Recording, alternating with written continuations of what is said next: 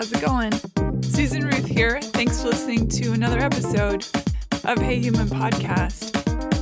This is episode 268. I had a conversation with Shirley Wainess, and she's an extraordinary human being in that she has been through some stuff, and yet she's smiley and happy and giggly, and there's this light around her. And not everybody deals with stress and trauma and tragedy the same way, obviously, but she certainly has met those obstacles and managed to maintain this, I don't even know how to describe it exactly, this glow. Exceptional. She has been a trapeze artist. She was in a car accident that paralyzed her. She has had cancer. She has had many loved ones die, including a sibling. Just unbelievable stuff going on. And we met through our mutual friend, Rich Baker, who has been on the podcast, friend of the podcast. And he said, you've got to meet her. She's extraordinary. She's been through all this stuff. I've never met anybody like her. She does Second City as well. So that's how she knows Rich and how I know Rich and how all those things come together. So I'm really excited for you to hear this episode. If nothing else, than to say, keep going. Keep going. My God. I mean, the planet is a tough one. The trials and tribulations that we face sometimes feel insurmountable, honestly, but keep going. She is living proof of that. I want to take a moment to let everybody know that Ben Ewing, who is on episode 256, just a few weeks ago, he came on the show to talk about his terminal cancer diagnosis, and we had an incredible conversation. He passed away a couple days ago, and I wanted to let those of you know who listen to the show, who may have heard his episode. He went, according to his family, he was sitting up and just sort of died. So he went out courageously, he went out strong and sitting up. Well, I mean, that makes sense. Ben will be missed. He was a lovely human being, a beautiful human being. I know he touched a lot of people in Nashville and beyond, and he's been a dear friend and family to many people that I love, and it's a big loss to the world when somebody like that goes, because they just make it better by being here. So rest in peace, Ben, wherever you are. I'm sure that you're playing some awesome records, and you're going to see some incredible bands. Okay, the usual stuff. Social media. Hey Human Podcast can be found on Facebook and Instagram. My personal social media is under Susan Ruthism. That's Twitter, Instagram, and Facebook. You can email me, susan@heyhumanpodcast.com. On heyhumanpodcast.com, you'll find a links page. Every episode gets a pile of links. Definitely go there and do a deep dive on every person that's ever been on the show. I promise you there are hours of entertainment on that links page for sure. Lots of really great information, fascinating articles, books, links to my guests' websites and things and their social media. So please check that out when you have a second. Also there on heyhumanpodcast.com is the store where you can buy Hey Human merch. That's a great way to support the podcast. It's an ad-free podcast, so every bit of support helps. Another great way to support the show is to rate and review it on iTunes or wherever you get your podcasts. If you are in the giving spirit and you feel like donating to Hey Human Podcast to help keep it ad-free, there's also a donate button there on the heyhumanpodcast.com. So if you want to learn more about me in other realms, go to susanruth.com. You'll find all sorts of interviews and my artwork and music and all that kind of stuff. I was just interviewed on the comic Joe Dungan's show, and he does a YouTube show and stuff. So I got 2 episodes on there, and I stuck them on susanruth.com. So go check that out. You can also sign up on the mailing list on susanruth.com, and I'll send out those mailers every once in a blue moon just to keep you in the loop of things. A lot of stuff's coming up, so now is definitely the time to be on the mailing list if you have not if you have not signed up yet. What else? Oh, I'm on iTunes and Spotify as a musician because I put out records and stuff. So you can find me under Susan Ruth that way.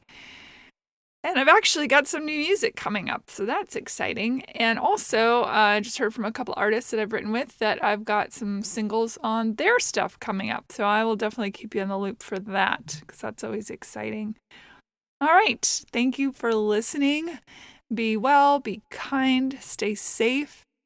You know, go out there and fight the good fight. Okay, here we go. Shirley Wainess, welcome to Hey Human. Thank you for being here. Well, it's an honor. It's so nice to have you. Thank you. It's great to be here. And that you invited me is certainly an honor. Well, you come highly recommended as someone very interesting through our mutual friend, Rich Baker. Shout out to Rich. Rich has been on the show twice, once as himself, and once he was very kind and was Santa Claus for the Christmas episode. Oh, that was a lot of fun. I caught the one that he did with you. The first one, I guess, it was about him, and it was so good. It was really, of course, I love him. Also, I totally love Rich. There's not much. He's a good egg and a very interesting guy. Yeah. So let's get into you. Where did you grow up? Where did you start the world? I grew up in Southern California, mostly all over the San Fernando Valley. I was born in the 1950s. So it was a different world then, very, very different. So I was a valley girl, and we never lived in one place very long during my childhood.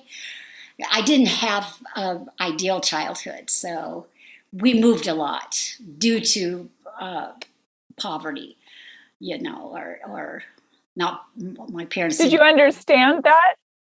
When you were a kid, did you understand? Yeah. Oh, I knew very well that we were not the family that had stuff and that we were very different and so forth. But because I think during that time it was, people were so clean and pure, and they had the ideal family unit was very prevalent, and you didn't hear about a lot of people being divorced. And then again, I think people hid everything. So for all what it looked like to everybody, our family definitely didn't fit. It was not a fun environment to grow up in, or one I would have any child grow up in. So was there violence and things, or was it just Yeah. My father was a violent drunk, and it was very ugly and not a good thing. I think I knew early on that I had like a guiding voice that always spoke calmly and was this mature voice of reason that would say, even when I was 4 and 5 years old, don't pay attention to what they're doing. Speaking about my parents, they don't know what they're doing. Don't copy them and don't believe them.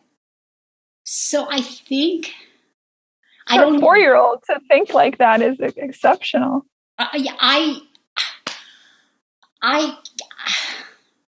It's really difficult to explain this to some people, and other people, they get it right away.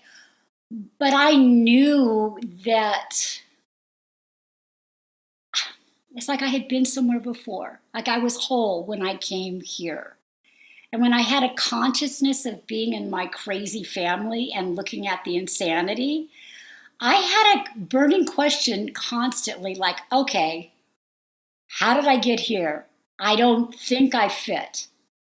And that wasn't, I don't know if psychologically someone could say a person in an abusive environment would think that way, or it truly was guidance. But it always felt to me like there was something speaking to me, and that I did not have to identify with the behaviors I watched. Do you have siblings? Yes, I have I had two sisters. One of them has passed. She died when she was 37. Mm. She was a product of her environment, and it was a very sad and tragic death at a young age because of drugs, alcohol, that lifestyle. So, and I ended up having her three children after she passed, along with my How is own. that? Wow. It was crazy. I don't recommend it. No, I do. I love them. I would do it again in a heartbeat. That must have been an insane transition for the kids to go from, because I often say that it's wild to me how different children in the same house can turn out. Oh, yes, absolutely. So, how old were the children when they came to be with you? Well, what's interesting is they were with me on and off from the time they were born because my sister never had a stable home for them. So I actually was their sanctuary. I was always the place that they got a good night's sleep. They were always fed well. I saw that they got to school. We had a calm environment and always a nice dinner on the table. And, I tried really hard to provide all of that for them. And along with my daughter, I have a daughter also. So I had four of them. And I think I have a soft spot I know I have I can't say I think, I know I have a soft spot for people that are marginalized and can't do something for themselves. And weaknesses or beyond someone's control speaks to my heart. So during my life, I always had people I was helping. It just seemed like that was, it wasn't optional about who I was or am to this day. You give what you can. If you have extra, you give it. That's just. I also believe that if we're lucky, and it sounds like you sound like an old soul, for lack of a better word. And I think for some, we seek to give what we didn't get. No question about that, Susan. I think that I became the parents I didn't have to those that needed it, I guess. And so I had a girlfriend that found herself in a position. She used to babysit for me, and she also moved in with me, and I helped take care of her. She found herself pregnant and alone. So I was, of course you stay with us. You stay with me. And and I've never regretted, loving people that I meet. It's just how I wish more people did that. So. Yeah. Were you? Did you move out of the house as soon as you hit 18, or did you leave before that? No, my mom deserted us when we were quite young. By the time when I was 13 years old, she was living with a boyfriend, and my parents were divorced by then. And I have stories that would curl your hair. It's like not believable. I would believe them. Trust me. There was a summer that my mom moved in with her boyfriend. She didn't even know. She said to my dad, two of us, me and my younger sister. My other sister went somewhere else because we were all scattered wherever we could find a place to sleep, actually. So my dad took care of us and took us with him, but then he would go on drunks and leave us in an apartment. And I guess he had a girlfriend that had a husband that had just gotten out of prison, and they came and kidnapped me and my sister. Oh my God! Was looking for us, and my dad was out drinking someplace, and my mom didn't know where we were. So we spent a summer, and I didn't really realize I was kidnapped at the time. But he did wear brass knuckles, and he told us we had to do what he said. So that was a clue, right? Was he abusive then as well? He was abusive very verbally abusive. He didn't lay a hand on me or my sister. Thank God. But I think at that time I was like, just be nice, no matter what. Be nice. Don't rock the boat. I was used to my father, like stay invisible, don't get hit. My dad did hit me a lot, so I knew about being physically abused. So I was well aware of the traits by then.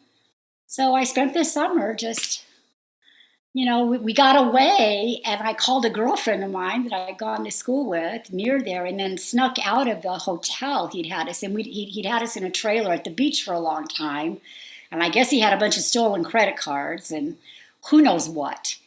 And I don't know what he wanted with us. I have no idea. But my since I called my girlfriend from the hotel, then we got out. And then the FBI called her, and I had to talk to them. I guess this guy was really wanted for a lot of stuff. And I was like, oh, I just told him what I knew.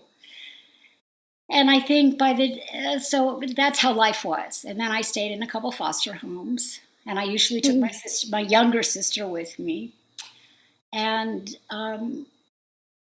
by the time I was 15, I lived on my own. I lied about my age, got a driver's license, got my GED through. I was actually through the Neighborhood Youth Corps helped me, a United Way program at that time for underprivileged kids. And I graduated high school at 16 and then just lied so I could get a job and took care of myself ever since. Were your foster care experiences good or also bad?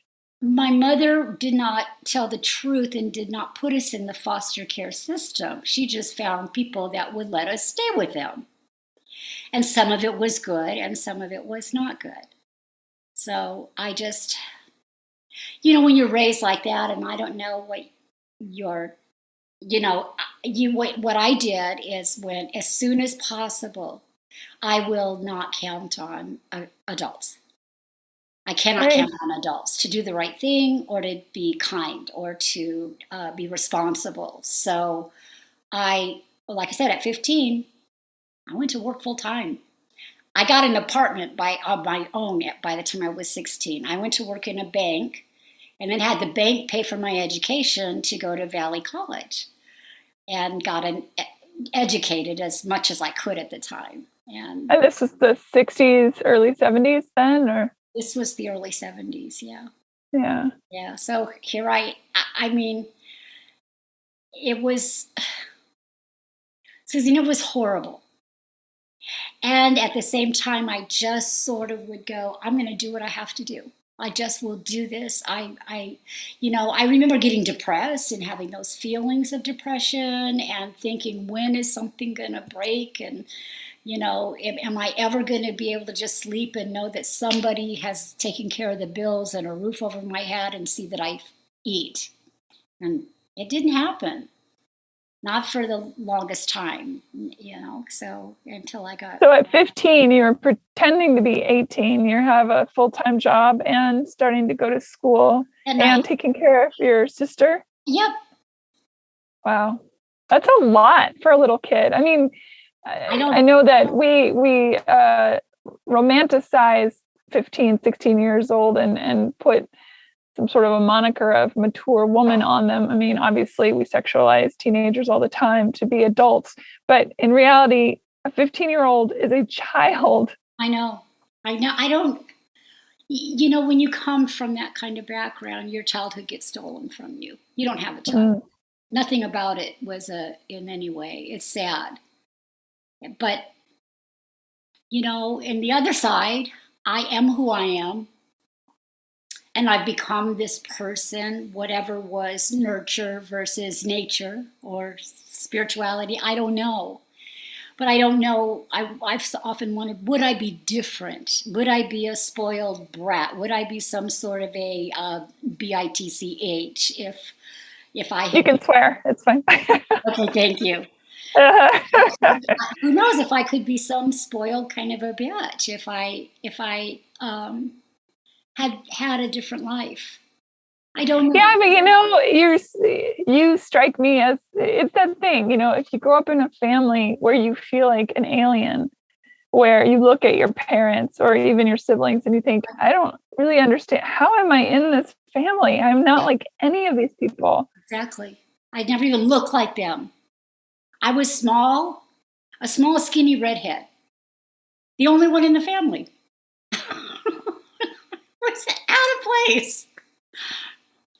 So yeah, it's. Really interesting. How did you, so what happened? Did those people that kidnapped you, did they get arrested? I have no idea what happened Mm, because by then I'm on to the next place that I got to find shelter. I yeah. had to find somebody to stay with. I mean, my girlfriends would tell their mom, "Can I stay over for a week?" It turned into 2 weeks, and then they'd say Shirley has to go home, and Right. I'd say okay, and I'd go call another friend. When did you feel like you were on stable ground? You know, you're 15, you're doing stuff. I'm sure people are treating you like an adult because they think you're 18. Right. It was when I started getting a weekly paycheck, and I knew how to spend the money and pay my rent and feed myself, and that felt great. When I would, I mean, did it feel? I think I just lied because it did not feel great. I was lonely. I remember feeling too alone. That said, I felt safe. It was And I wonderful. imagine you can't let people in because you can't share that secret. You are maintaining this reality that no one can penetrate. Oh no, you can't tell what has gone on because I was taught you never tell authorities what goes on in our home. You know, if the police get called, it was something else. If you get hit, you don't tell anybody where you got the bruises. Um, and certainly by the time I had to fend for myself, to tell the authorities would be bad, is what I was taught. You know, that I would go to some god awful place. And yeah, I wonder now in retrospect what would have been the right thing to do. I don't know. I think I just did what I did and it worked for me, thank God. Yeah.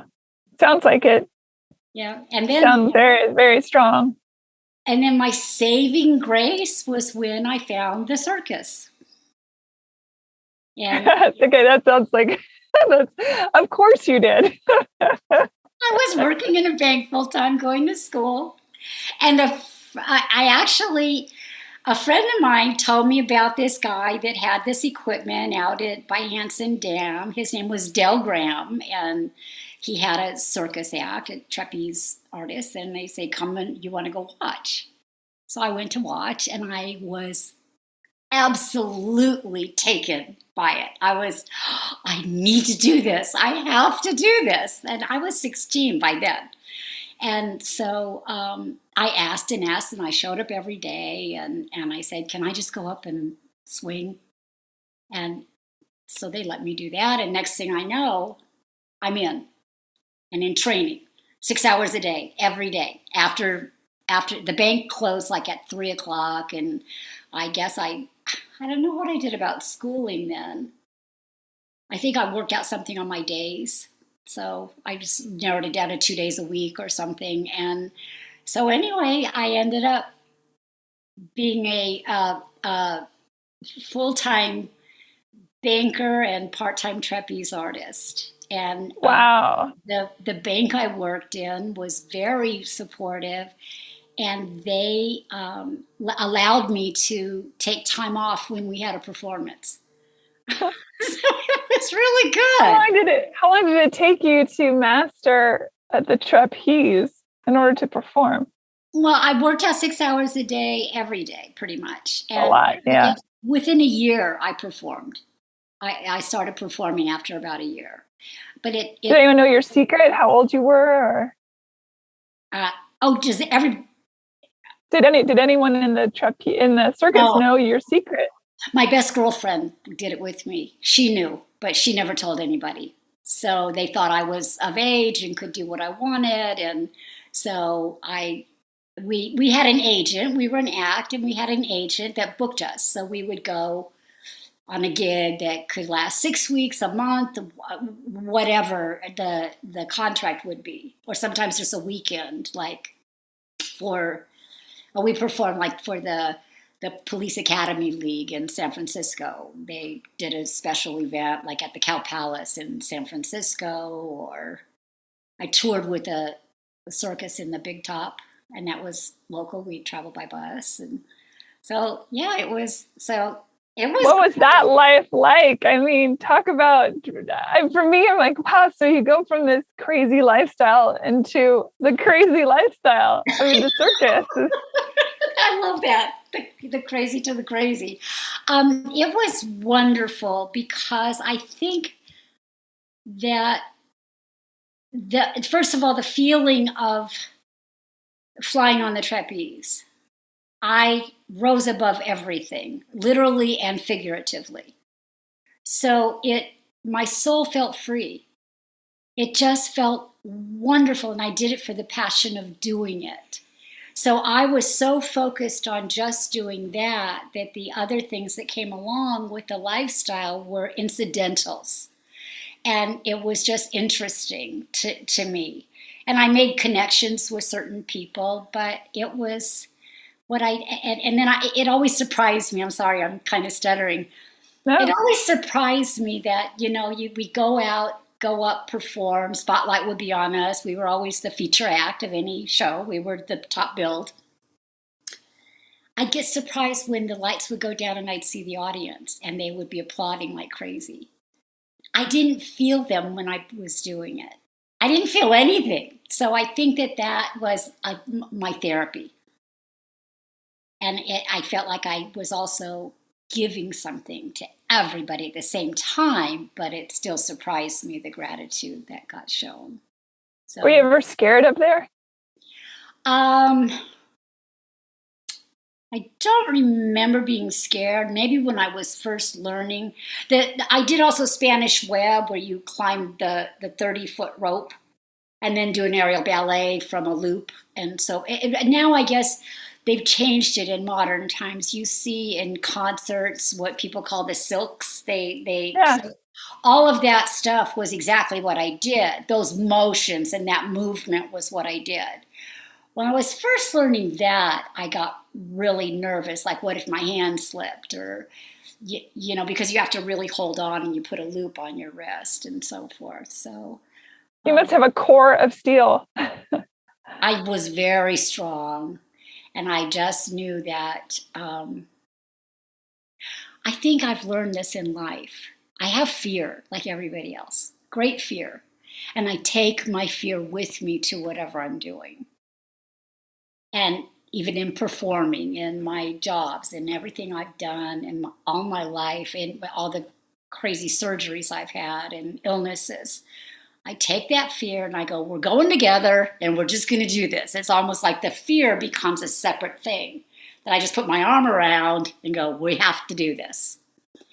I don't let fear stop me too often, unless it's a healthy, normal fear that I need, you know. What kind of surgeries and things like that? What health stuff? What's all that about? Oh, I had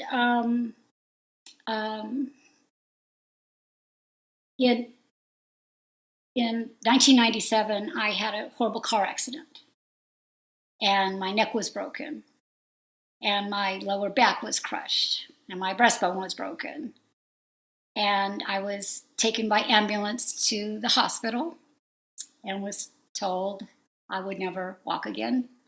I was paralyzed, and in the hospital, out of the first 2 years of my accident, I was inpatient for 18 months in the hospital. And multiple surgeries.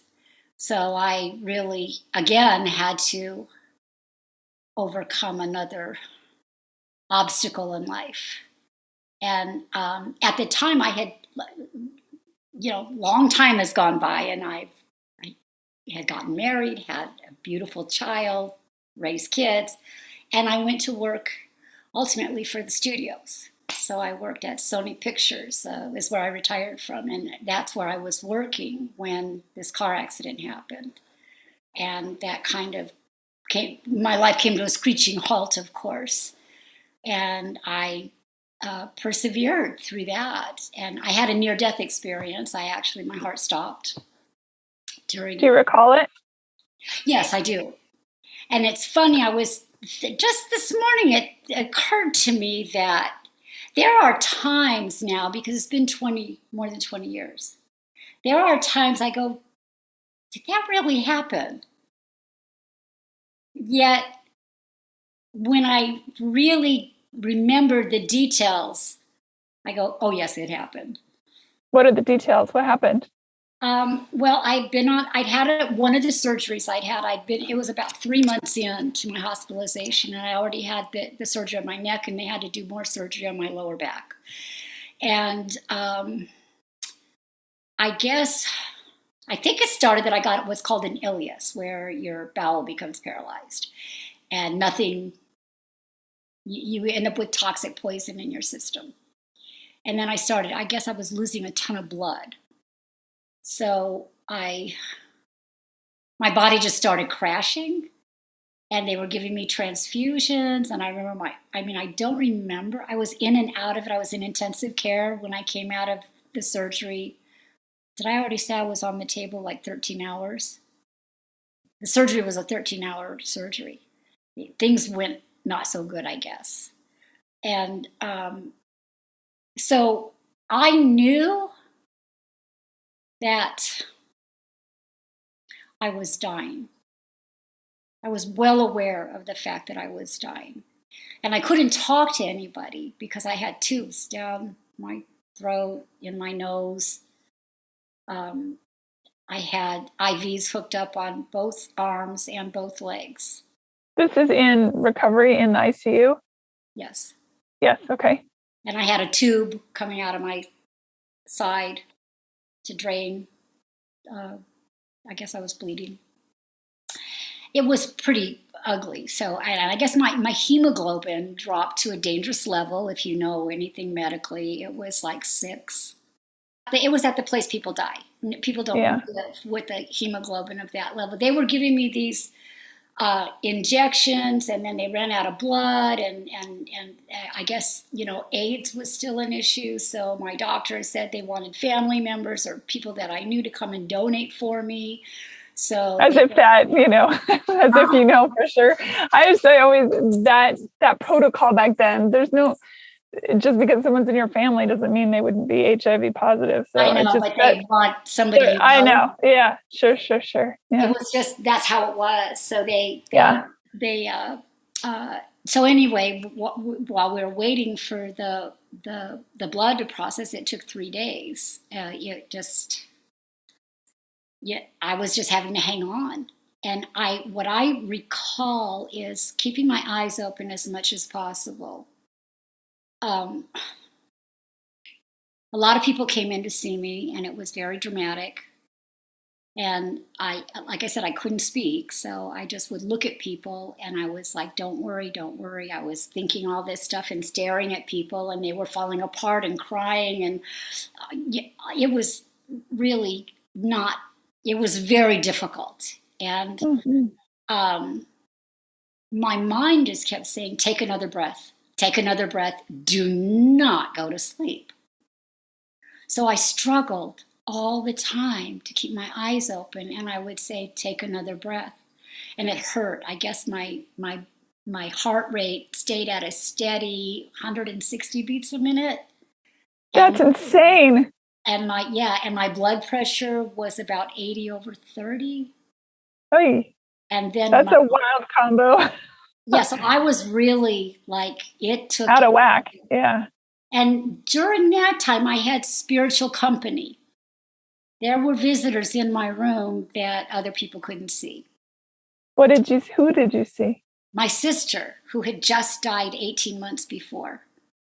I saw her all the time telling me stuff, telling me all kinds of things. And I saw other entities that I did not recognize. And I was aware of presences in my room that didn't have human form, just like light beings.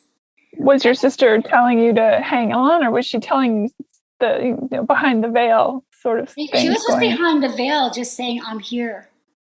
Yeah. And it was funny because the night before the surgery, when I was very much alive, I had asked I had 24-hour nurses because I couldn't do anything for myself, and they would lift me and they could put me in a recliner chair. And I said, I need to see the outside. I hadn't seen the outside at all. nothing. I'd been in a room and staring at the ceiling. So he lifted me up, took all the IVs, and long story, long.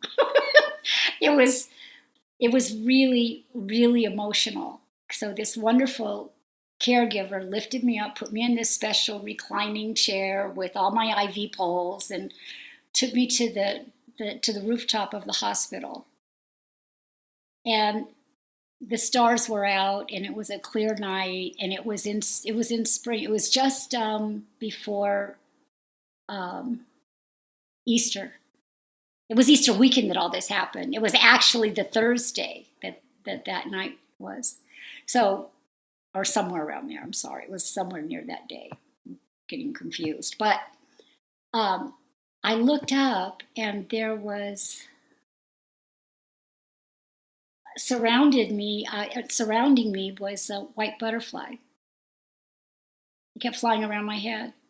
And it was really large. It wasn't like the cabbage moths that we see. This was a gorgeous, and it felt like it was a fairy. And I looked at the stars and I just started crying. I remember that. But I knew that there was a message in that butterfly because a voice whispered from this little creature to me saying, "You may not live. You may come. Oh, you may cross." And it wasn't, "You're going to." It was, "You may not live." And I was like, okay, well, oh well. Yeah, I mean, but it was a beautiful experience nonetheless to be in that. I guess I must have been standing on the threshold of life and death, in between, even then. And then when it really hit, so I get out of surgery, I'm in ICU to get back, and I guess I closed my eyes, because the next thing I know, I was just like they say, I could see everything. I suddenly was hyper aware of everything around me. And the nurse that had been caring for me for more than 2 months already was with her head on my chest, crying. And she was like begging me to come back. And then I saw everybody in the hospital. I was aware of the people that were dying. I was aware of other, people I didn't know, or beings that I did not know, and beings that I did know. And I was being shown, and then suddenly I'm shown things. I look back in my room and I saw golden pillars all around my body. And I said, what are those? They were not there before I got out. Like, you talk, but you don't talk. It's just a mental questions, and they get answered. And the most beautiful thing that I love to this day is that I was told, that's everybody saying your name in prayer and love. There is real energy in the planet. And it's more real than what we hold. It's more real than and we just don't visually see it, but it's there all the time. And so I was moved so deeply by the fact that by saying another person's name in love, whether it be prayer or whatever you want to call it, you are actually sending something to them. And it's physical. So that was something that I practice and remember and visualize. So when somebody says they're doing something or going through a hard time, I close my eyes and I see this. And I send it to them. And I don't care if it's real or not. My experience was that was really critical. And then I remember I got very upset, and I'm looking at what I want to call Christ. But I think he was the embodiment of all of the, let's say, the keeper of the souls, the guy that you go through, or not even a guy. It was a male energy, I think, though. And I started getting really upset. And I was like, oh my God, this will kill my mother.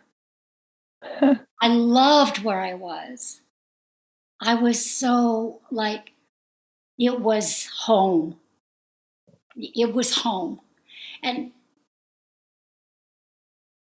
But my sister had just died. And I hung on to my mom every day. I called her every day from the day my sister died, because my sister was her baby of the family, the youngest. And I did not want my mom's spirit to be in danger. And so I started screaming at this God energy, Buddha, Christ, whoever you want to call him, that it will kill my mom. Her soul would be in danger. That I really didn't think I could leave. And could I please, please, please go back? Because I did not want her to suffer anymore. And it was almost like I got told, you silly girl. It's almost like it was a giggle. You get to choose. You've always gotten to choose. And I'm always with you wherever you go. It's always been up to you. And I was like, and then I was in my body. And there was more that I was told, but Susan, this is like,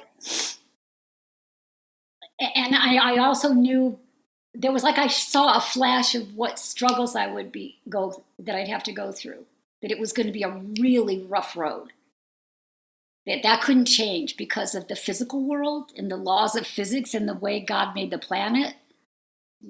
There's certain things that can be overcome and certain things that just are for no explanation. So anyway, I came back with all kinds of knowledge and all kinds of natural instincts and connecting with people. And even after that, and my doctor said, you'll never walk again. And I said, well, I beg to differ with you. I'm going to walk again. And it's not that I have to, it's just that I'm going to, because I saw it. So I did see certain things, and that's one of them that I was shown. So that was pretty powerful. That's exceptional. Yes. Was your mother sober at that point? Yes. My mom wasn't the alcoholic, and she wasn't a diehard alcoholic. My mom drank every night. She was like the, cocktail every night at 5.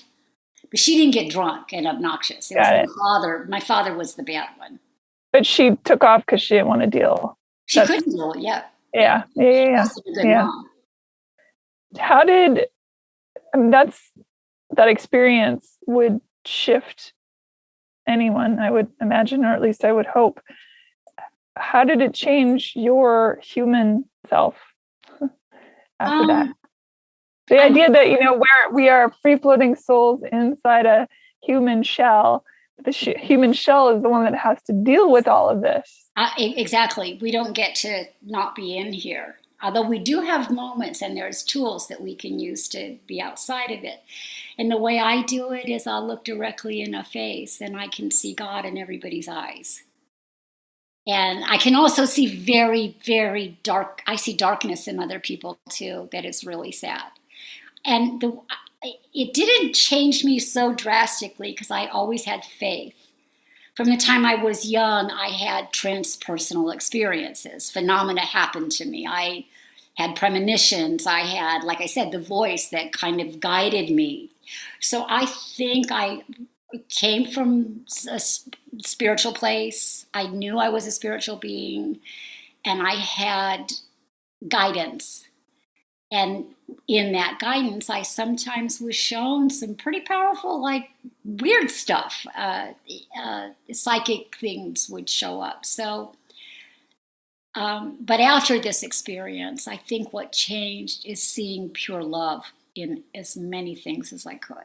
I mean, really knowing love. And I don't know it's agape love, not the kind that not being in love or saying you love somebody because you're attached. It's true agape love. The purest kind. Yes. Yeah. So So the one that is without condition, it loves for love's sake. yeah, exactly. Beautiful. Oh my gosh. Oh, Susan, it's so beautiful what you just said. Yes. Yes. So and I'm very, believe me, I still have my ups and downs and crap and get cranky and, because even after that, I was diagnosed with cancer and then it goes on. And I've had like 30 surgeries since and issues and near death experiences again and again and again. Do you get more information every time that happens then? I do to a degree. The last experience, the big one I had, I felt like I was beaten. I really felt beaten. It was pretty, I'd had to have a surgery on my neck again because once and I have a lot of metal in my body and the above and below goes bad, it gets, it, Oh, right. It's you sort of always like having, yeah, you need upkeep, like a tune-ups. machine, Yes. tune-up, like a machine. I mean, if you're made out of pieces that aren't, yeah, right. They wear down, and I've literally Down. had hardware taken out and new screws and rods and plates put in. So, What kind of cancer did you have? it was thyroid cancer that had spread. So, And that you're got in caught. remission now? You're remission? Yes, that's a really cool story. If you want another quick story, Yeah, let's hear it. um, my girlfriend had just died from breast cancer. She was 40 some years old. I was in the hospital when she died, and I was the last person she spoke with.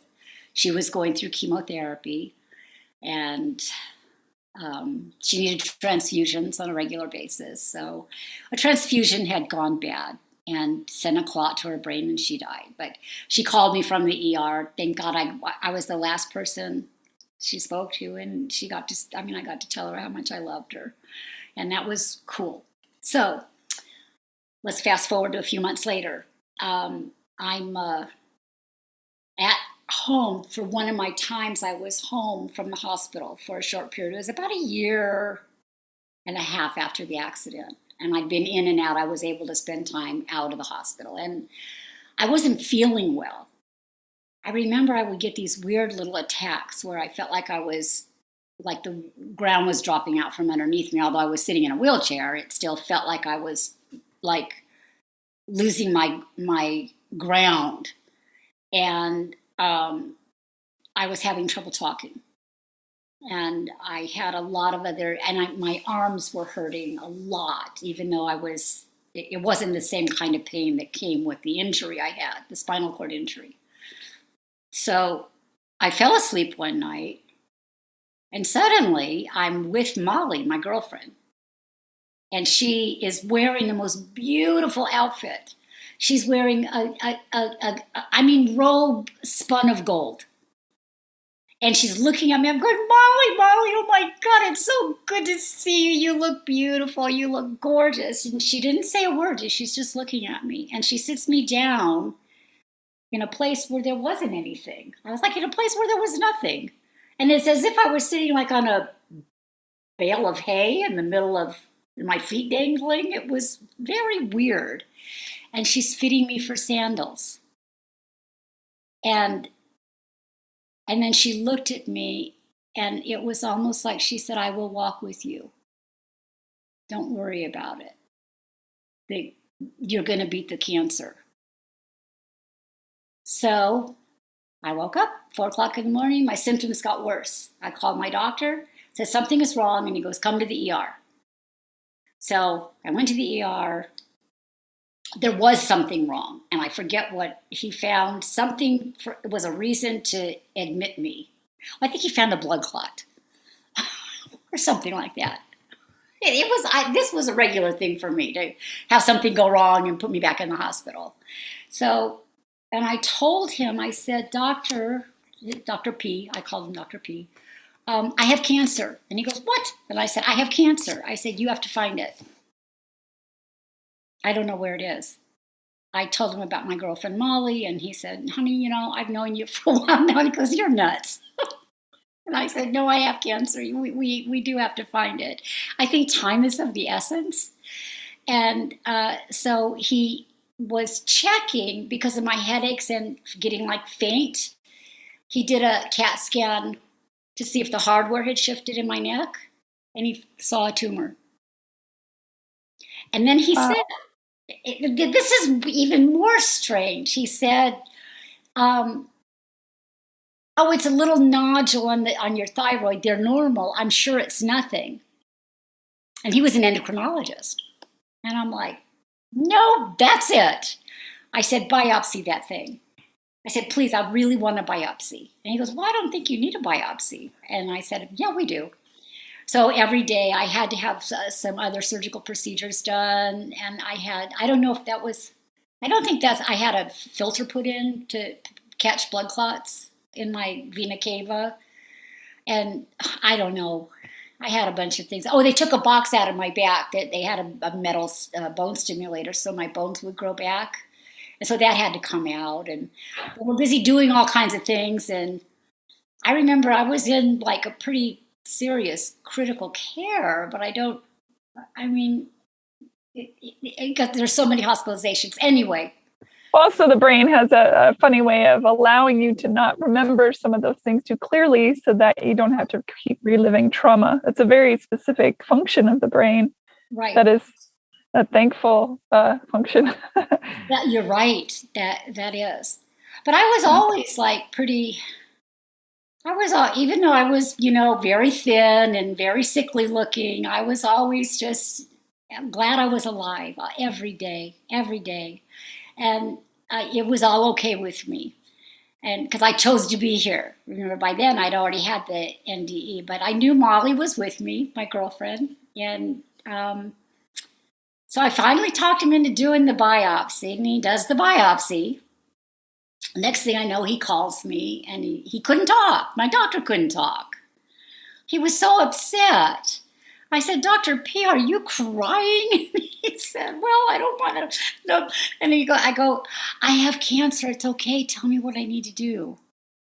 And like I consoled him, it was the most weirdest experience because he'd been saving my life every night.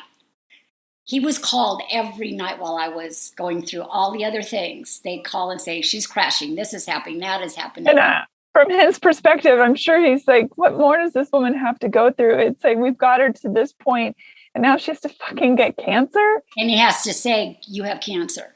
Yeah. Yeah. And it wasn't a simple cancer. He was wrong about everything. So I had to see a surgeon right away. And anyway, long story short, here I am. Cancer's gone. It's gone. And I was in isolation because it had spread some and had to have the thyroid removed. And going through it was like I would never want anybody to go through it. It was hard. It was really sucky. And there was times I hated it. What was going on with your relationship through all this? If you were, you were married during the accident and all that, how did things? I wasn't married. Oh, you weren't? I thought you said your husband and your... I was married. I got divorced. Well, did that happen during your recovery for the car accident, or did I had divorced we only stayed... Before the car? Yeah, before we were only together 7 years, and then we got divorced in 1982. When you learned, I can't see you from the waist down. Did you, in fact, are you able to walk? Yep. Oh, look at you. Go girl. Love it. I do use a cane to keep my balance, and I do walk. It's not easy, but I do it. I can't go long distances, but around the house, I'm good. And even my performances I did at Second City, I would always hide the cane, and all the my castmates would always I say, if I grab your hand, just let it be part of our scene. And they always covered for me. I love that. Yeah. So yes, here I am. It took a couple of years and a lot of hard work. And here you are. So where are you now? Where are you in the grand scheme of your life, do you feel? I'm a grandmother. I Improvisation is what I love doing. I work with Rich. I did my grad review just recently with Second City, and did the first online grad review program actually that they've done. Joshua Funk was our director, and it was a whole lot of fun. And I'm still doing programming with them, and I'm in a lot of other activities. And we did a short film recently with Carolyn, and it entered it in a ton of contests, and it's won a ton of awards. And it's about wearing. Canadian Carolyn? No, her name the is Carolyn I know that. Carolyn Bridget Kennedy. Is not the same? Yeah. Yeah, we did the. I know. Yeah, yes. I know her. She's from Canada, right? Yes. She's not from Canada? Yeah, Yes. I know her. She and I did a couple of the conservatory classes. We did the grad review together. And Got it. She produced, and we did this film.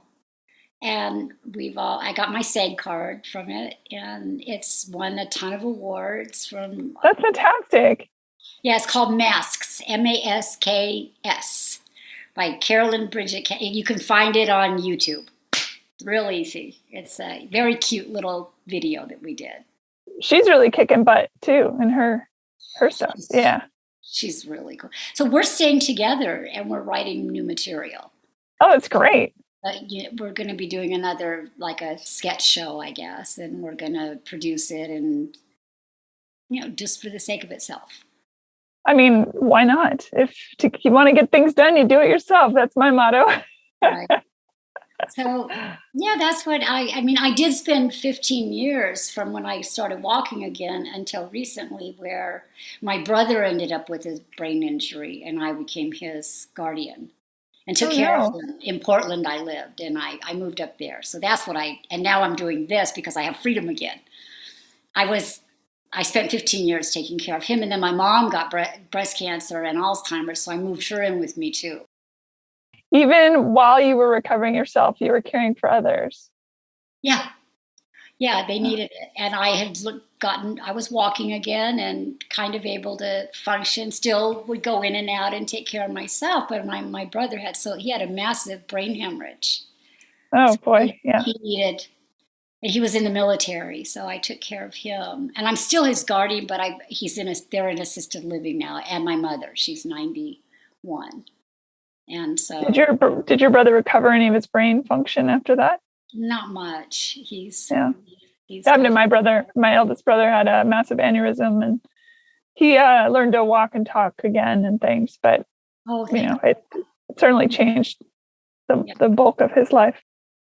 I had a cerebellar stroke on top of everything after I was walking. I started walking again, and then I ended up with a cerebellar. I don't know if you know what a cerebellar stroke is. It doesn't act like a stroke in the front of your brain. It's your central nervous system, your heart rate, everything. It was undiagnosed, and I was in the hospital for a couple months again. And during that time, I knew I was fighting something, and I didn't know what it was. They had every doctor coming to see me, because my heart was malfunctioning, and they had done a CAT scan but missed the stroke, because CAT scans don't show a cerebellar stroke apparently. So they were just treating every symptom, and I was getting worse and worse. So it was. You're like an episode of House.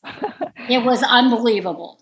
Yeah. And I was so frustrated, and that was a kind of a rough period also. But what happened is my left arm had frozen, and I couldn't move it at all. My shoulder was in severe pain, and it was swollen, and it had literally frozen. So much so that if I even moved a finger that much, it was excruciating, and I'd be in tears. So they had me on drips of morphine and all kinds of stuff, and they didn't know. And they said they took like 2 MRIs, and they said nothing's wrong with your arm. Your arm is fine. And I'm like, oh, no, there's something wrong with it. And so I went in one last time to have an MRI on something else. I don't remember what I was getting it for, but it was for a different procedure, because they were doing every test. I prayed with all my heart. As soon as I went in the tube, I started praying. God, this is a weird one. I don't know what I'm fighting. Please show me what I'm fighting. I don't know what, I can take what life hands me, but if I don't know what it is, please show me.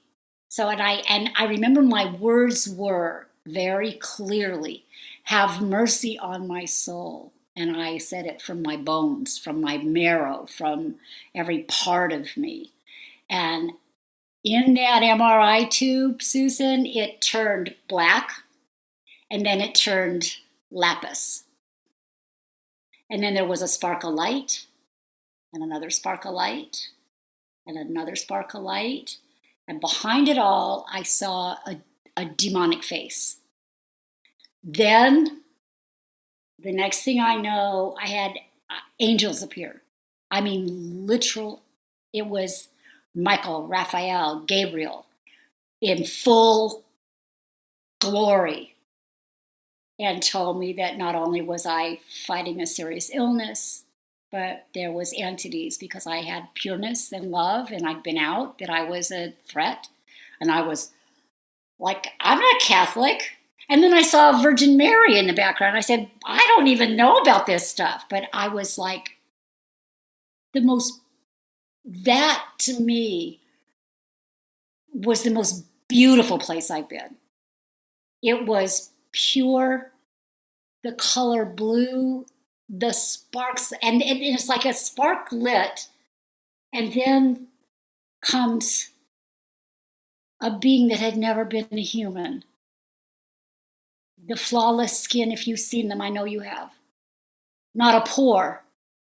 And golden living beings it's a living entity in what they wear or don't. I just, it's like amazing. So I don't know. And they told me that spirits get into electronics and that they'd been screwing with all my tests. And that's why nothing was showing up. And to get my left arm was severely damaged and needed attention, and to have them redo it, that every time they programmed their equipment to do this one, it was taking pictures of my right. So I told the technician this, and he repeated it, and he went back and looked at all my films. He said, oh my God, you're right. And I told my doctor, and I said, even the x-rays you took are not of what you ordered. There's something in the working. And then a whole bunch of stuff happened after that. Did they believe you when you go to those kinds of conversations? No. No, I wouldn't think so. Every once in a while you might get one. Crazy. And then they get the report when they got the right one done, and it came back, and he goes, how did you know that? I go, Dr. P, remember Molly? I told you I had cancer. You didn't believe me. And so he is a religious man. Mm. So he's gotten to where he believes me now. How did they find the cerebellum? Oh, that was years. It was an MRI of my brain. They found it. So it did show up. Yeah, much later. But I did get my arm diagnosed, and I ended up with surgery. They had to open my whole shoulder up. It was literally frozen, and there was nothing left in there, and it was severely, bone spurs, and there was like a fracture that had it had gone up and over the collarbone, I guess. So here I was. I literally, everything I was telling them was real. And then I had this night that an angel sat in my room at the hospital and talked to me all night, telling me, I was like, are you real? I don't even know if you're really here. They are giving me a morphine drip. And I said it to him. And he goes, well, I'm going to prove I'm real. And every alarm in my room went off. They love electronics. And then the nurse comes in, and nothing had been plugged in. Nothing. Yeah. And they were working, not even plugged in. So it was like, she said, that's not possible. She said, what is with your equipment? The stuff is wrong. We're going to get new equipment in here. My oxygen, my heart monitor went haywire. And so then this guy that apparently has been with me my whole life, like a guardian, I guess. He's like my angel guy. And it's a guy, older man. This was talking to me like crazy about what I needed to do and to hang in there. And I was told to write. So, and sometimes I think I'm nuts. You're not. I don't think you're nuts. I don't know if that matters. Most people think I'm nuts, so we can be, No, you're not at all. I know. I know I'm not. I am a very grounded individual in the things that I know. I don't expect anyone to believe me, and I don't care if they do or not, to be honest.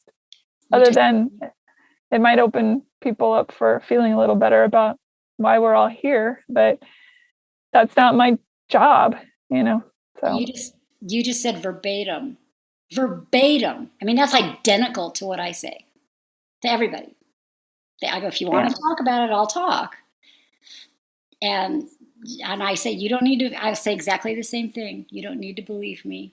You don't need. It's not my job to make you believe or not believe. We're whispering too, whether or not they hear us. Exactly. Oh my God, you're so sweet. So what's the plan next, Shirley? What's happening? I enjoy my grandson to no end. I still enjoy just people. COVID has kept me locked. I just recently had surgery again on my hand. I have to have it on the other hand, and it's maintenance. And I'm no spring chicken anymore either. You look fantastic. I'm 64. You would never know it. I mean, you look great. So whatever. Thank you. Oh my God. As a cyborg, you're doing very well. Thank you. Oh my goodness. Maybe there's enhancement on the Zoom or something. No, I don't think so. I believe me, I've never had, You don't need it. You look fantastic. But I wouldn't, because I've had too much surgery. I'm like, I'm not choosing to do this. I will never choose to go in and have anything done. I don't like him. I don't like feeling pain. Thank you. I understand. And your skin is flawless. Oh God. Especially as a redhead, you're very lucky because obviously they can burn much more easy and all that stuff. I think I stayed out of the sun. I knew early on that it wasn't my friend.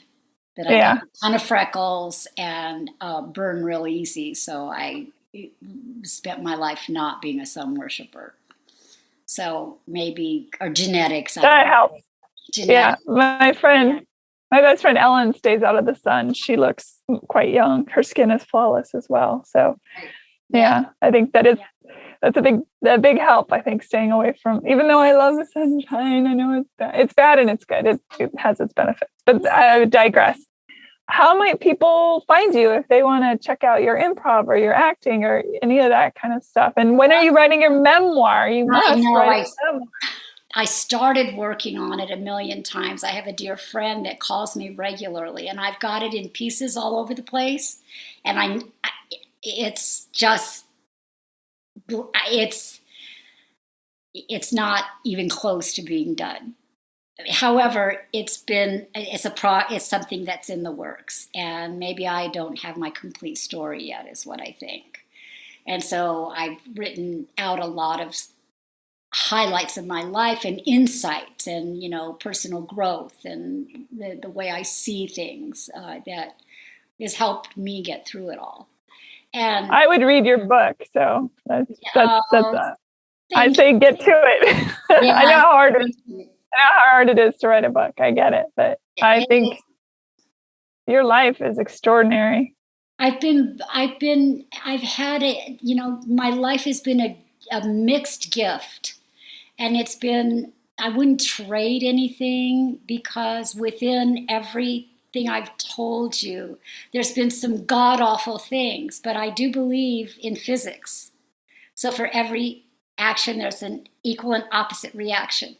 So as dark as it's been, I've had the equal measure on the other side of light. I've seen the kindness in people that is beyond understanding, and loving and greatness and good things. So I guess that's my lesson, is that for as ugly as things can get, nothing stays the same, it will change.